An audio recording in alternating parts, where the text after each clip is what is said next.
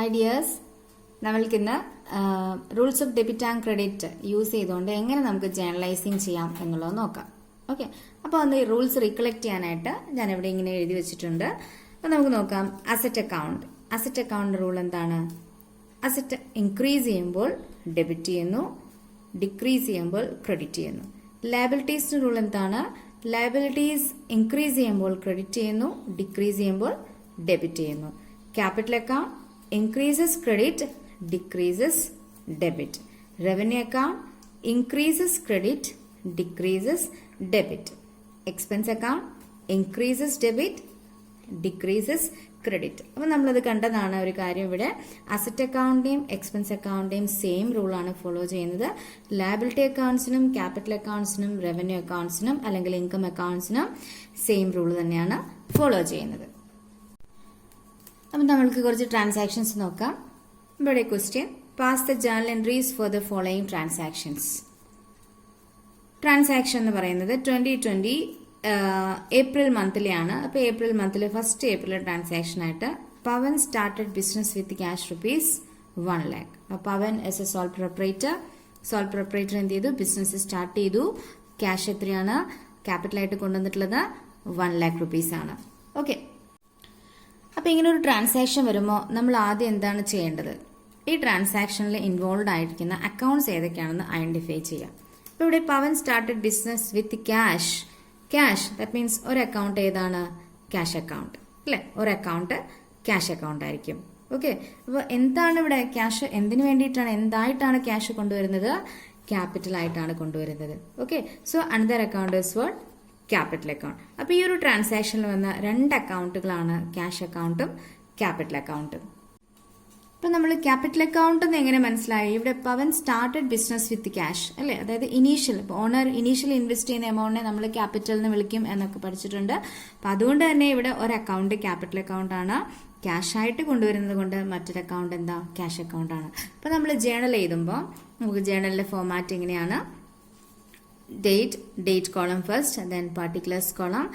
Particulars കോളത്തിൽ എന്തെഴുതും? നമ്മൾ അക്കൗണ്ട്സിന്റെ name ആണ് എഴുതുക. ഡേറ്റ് കോളത്തിൽ നമ്മൾ ട്രാൻസാക്ഷൻ ഡേറ്റ് എഴുതുന്നു. ലെഡ്ജർ ഫോളിയോ കോളത്തിൽ അതിന്റെ ലെഡ്ജർ നമ്പർ എഴുതുന്നു.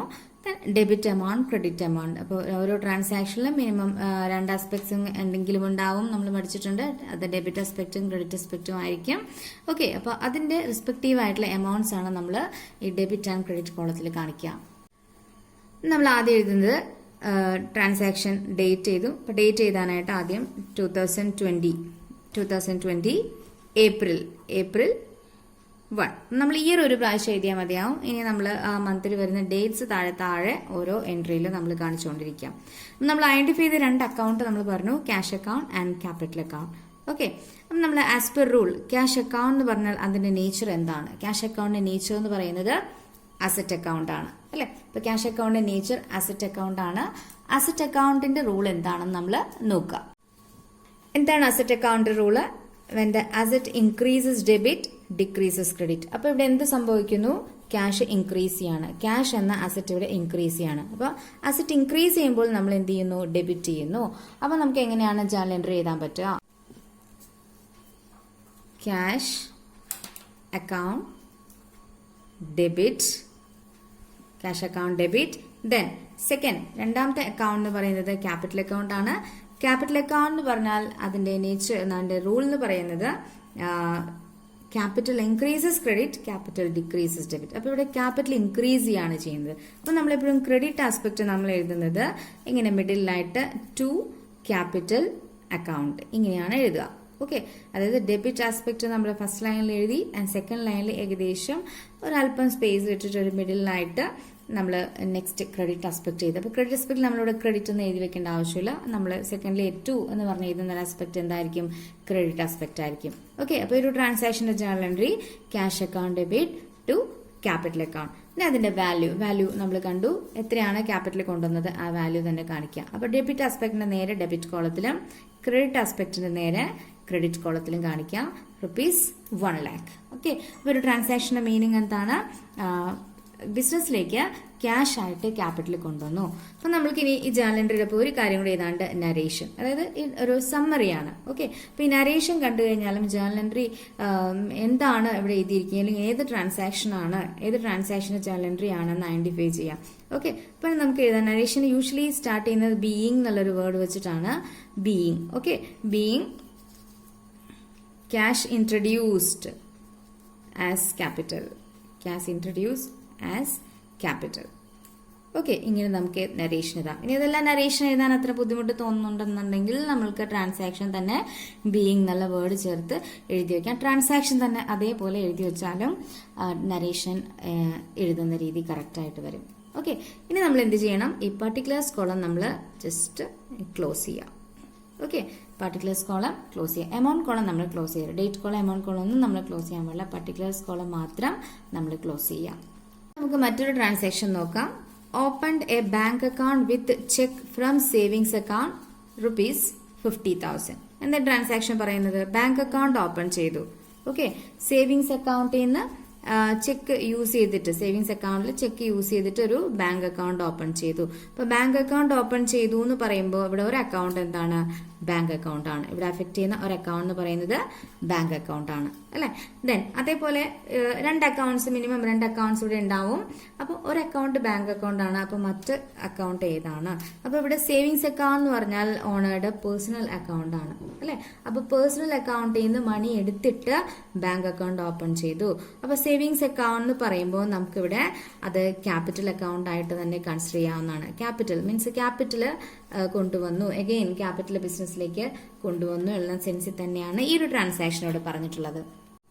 അപ്പൊ നമ്മൾക്കിവിടെ റൂൾ അപ്ലൈ ചെയ്യേണ്ടത് ഈ രണ്ട് അക്കൗണ്ടുകളുടെയാണ്, bank account and capital account. അപ്പൊ ബാങ്ക് അക്കൗണ്ട് എന്ന് പറഞ്ഞാൽ അസറ്റ് അക്കൗണ്ട് ആണ്, അല്ലെ? അപ്പൊ അഗെയിൻ അസറ്റ് അക്കൗണ്ട് റൂൾ എന്താണ്? Asset increases debit, asset decreases credit. Okay, capital account rule എന്താണ്? Capital increases credit, decreases debit.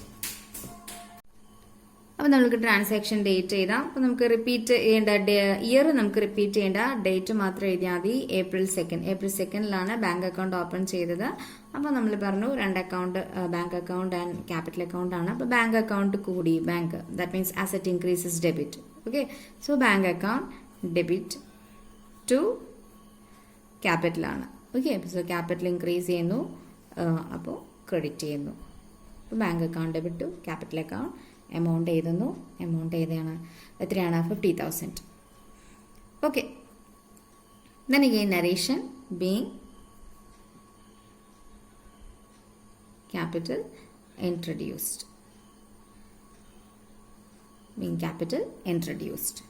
Okay, എന്നിട്ട് നമ്മൾ നേരത്തെ ചെയ്ത പോലെ തന്നെ എവിടെയും ക്ലോസ് ചെയ്തിടുക.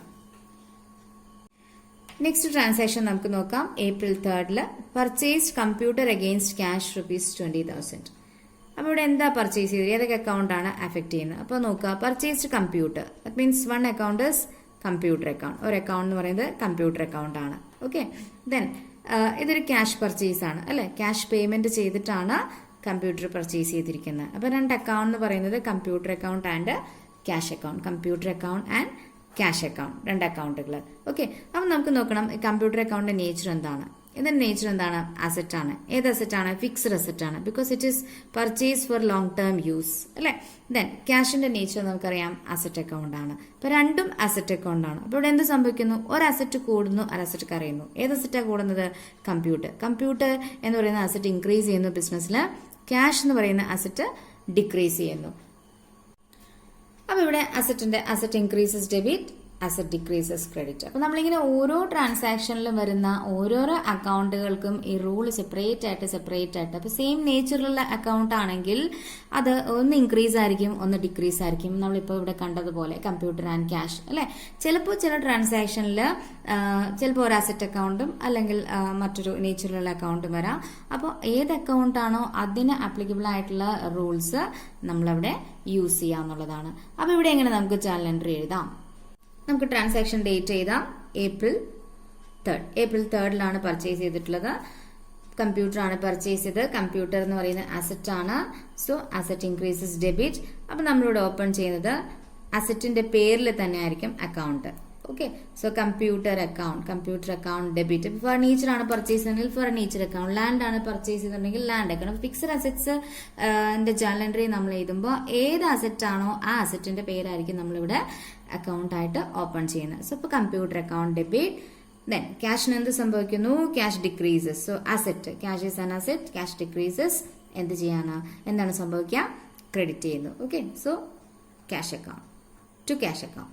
എത്രയാണ് എമൗണ്ട് എന്ന് നോക്കുക. ട്രാൻസാക്ഷനിൽ ഞാൻ പറഞ്ഞിരിക്കുന്ന എമൗണ്ട് എന്ന് പറയുന്നത് 20,000. 20,000 റുപ്പീസിന്റെ കമ്പ്യൂട്ടർ വാങ്ങിച്ചപ്പോൾ 20,000 റുപ്പീസിന്റെ ക്യാഷ് പോയി. സോ നരേഷൻ നമുക്ക് അത് തന്നെ എഴുതാം. നരേഷൻ എഴുതാൻ അറിയില്ല എന്നുണ്ടെങ്കിൽ ട്രാൻസാക്ഷൻ തന്നെ എഴുതാം. Purchase computer against cash. Okay. So being purchased computer against cash. അങ്ങനെ തന്നെ വേണമെങ്കിൽ എഴുതാം. അല്ലെങ്കിൽ being computer purchased for cash എന്നും നമുക്ക് എഴുതാം. ക്ലോസ് ചെയ്യാം. നെക്സ്റ്റ് ട്രാൻസാക്ഷൻ നോക്കാം. Paid for repairs office ₹5,000. റിപ്പയേഴ്സിന് വേണ്ടിയിട്ട് 5,000 റുപ്പീസ് സ്പെൻഡ് ചെയ്തു. ഓക്കെ. അപ്പൊ ഇവിടെ പോസിബിൾ ആയിട്ടുള്ള 2 അക്കൗണ്ടുകൾ ഏതൊക്കെയാണ്? Repairs account. Okay. Repairs account എന്ന് പറഞ്ഞാൽ ഇറ്റ്സ് ആൻ എക്സ്പെൻസ് അക്കൗണ്ട് അല്ലെ. സോ റിപ്പയേഴ്സ് അക്കൗണ്ട് ആണ് എന്താണ് പേ ചെയ്തത്? ക്യാഷ്. ഓക്കെ. ഇപ്പൊ 2 അക്കൗണ്ട് വരുന്നത് repairs account and cash account. Okay. അപ്പൊ എങ്ങനെയാണ് നമ്മൾ ഇവിടെ അപ്ലൈ ചെയ്യുക? അപ്പൊ റിപ്പയേഴ്സ് അക്കൗണ്ട് എന്ന് പറഞ്ഞാൽ അതിന്റെ നേച്ചർ എന്താണ്? എക്സ്പെൻസ് അക്കൗണ്ട് ആണ്. റിപ്പയേഴ്സ് എന്ന് വെച്ചാൽ എക്സ്പെൻസ് അക്കൗണ്ട് ആണ് അല്ലെ. സോ എക്സ്പെൻസ് അക്കൗണ്ടിന്റെ റൂൾ എന്താണെന്ന് നമ്മളിവിടെ നോക്കുക. ആ റൂൾ അനുസരിച്ച് നമ്മൾ journal entry ചെയ്തുക.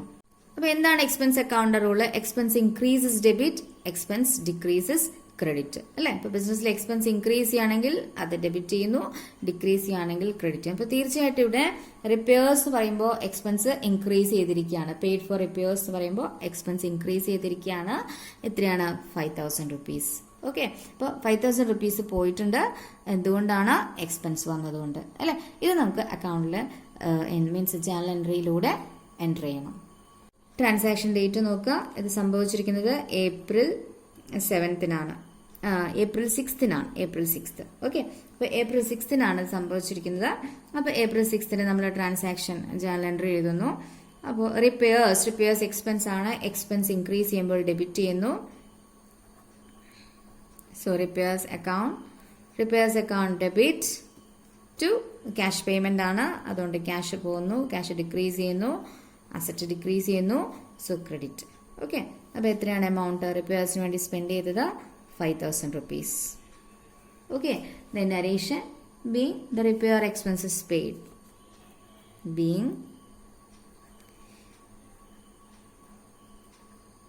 Repair expenses paid. Narration എഴുതുക, ക്ലോസ് ചെയ്യുക. ഈ ഒരു പ്രൊസീജിയർ നമ്മളിങ്ങനെ കണ്ടിന്യൂ ചെയ്തുകൊണ്ടേയിരിക്കുന്നു. നമുക്ക് നെക്സ്റ്റ് ട്രാൻസാക്ഷൻ നോക്കാം. April 7th purchased goods in cash ₹10,000. 10,000 റുപ്പീസിന്റെ ഗുഡ്സ് പർച്ചേസ് ചെയ്തു. അത് ക്യാഷ് ട്രാൻസാക്ഷൻ ആണ്. ഇതാണ് പറയുന്നത്.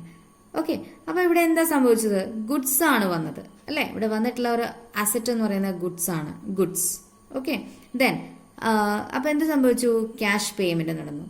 അപ്പൊ നമ്മൾക്ക് ഇവിടെ ഇൻവോൾവ് ചെയ്യാൻ പറ്റുന്ന 2 അക്കൗണ്ടുകൾ ഏതൊക്കെയാണ്? യൂഷ്വലി ഇങ്ങനെ കാണുമ്പോൾ പെട്ടെന്ന് നമ്മൾ എഴുതിയിരിക്കും ഗുഡ്സ് അക്കൗണ്ട് എന്നായിരിക്കും നമ്മൾ എഴുതുക.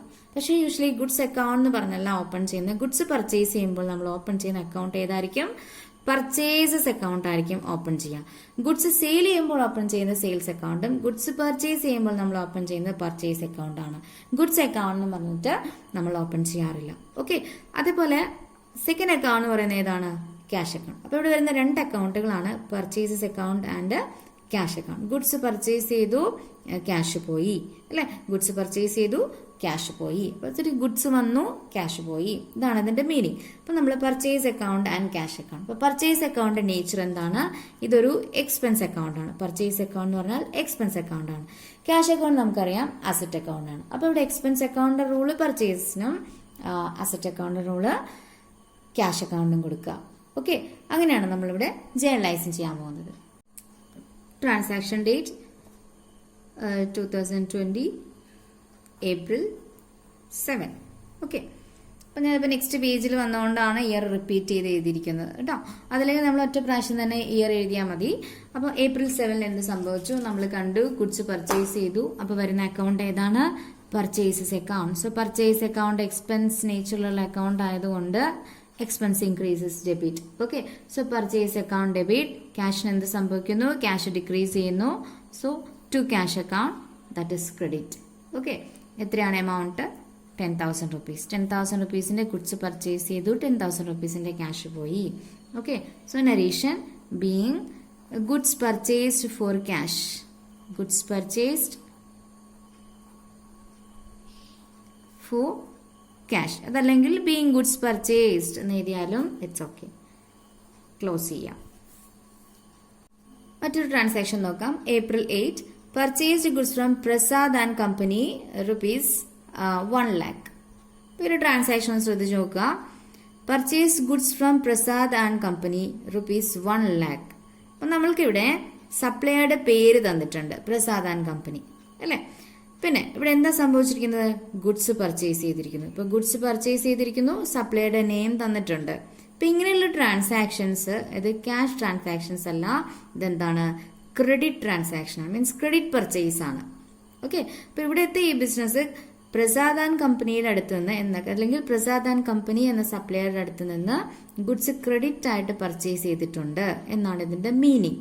ഓക്കെ, പിന്നെ മറ്റൊരു കാര്യം നമുക്കിപ്പോ purchase goods from Prasad and company rupees 1 lakh for cash എന്ന് പറഞ്ഞിട്ടുണ്ടെങ്കിൽ നമുക്കത് ക്രെഡിറ്റ് ട്രാൻസാക്ഷൻ എന്ന് പറയാൻ പറ്റില്ല. അതായത് ഫോർ ക്യാഷ് എന്നുള്ള വേർഡ് ഉണ്ടെങ്കിൽ അത് ക്യാഷ് ട്രാൻസാക്ഷൻ ആയിരിക്കും. അതില്ലാതെ സപ്ലയറുടെ നെയിം തന്നിട്ടുണ്ടെങ്കിൽ അതെന്തായിരിക്കും?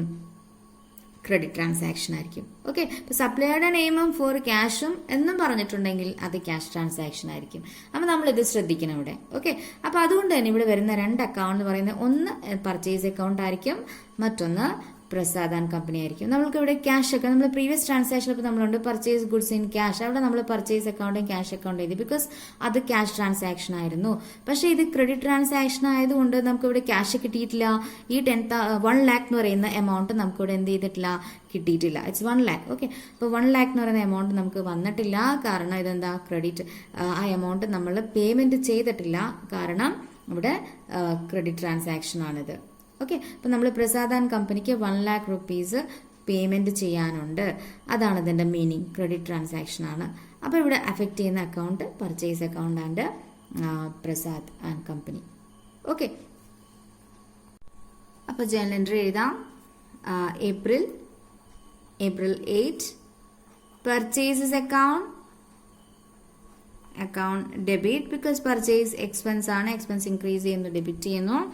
ടു ക്യാഷ് എന്ന് എഴുതുന്നതിന് പകരം നമ്മളിവിടെ എഴുതുന്നത് Prasad and company. That means credit അല്ലെ, ലയബിലിറ്റി ഇൻക്രീസ് ചെയ്യുന്നു, ക്രെഡിറ്റ് ചെയ്യുന്നു. പ്രസാദ് ആൻഡ് കമ്പനി എന്ന് പറയുന്നത് നമ്മുടെ ക്രെഡിറ്റർ ആണ്, ബിക്കോസ് പ്രസാദ് ആൻഡ് കമ്പനിക്ക് പേയ്മെന്റ് ചെയ്യാനുണ്ട്. അപ്പോൾ ലയബിലിറ്റി ഇൻക്രീസ് ചെയ്യുന്നു, liability increases credit. Okay, so amount എത്രയാണ്? 1 lakh. സോ 1 lakh rupeesന്റെ ഒരു ലയബിലിറ്റി ജനറേറ്റ് ചെയ്തിരിക്കുന്നു. Okay, so being goods purchased on credit. Narration. Purchased on credit. Close ചെയ്യാം.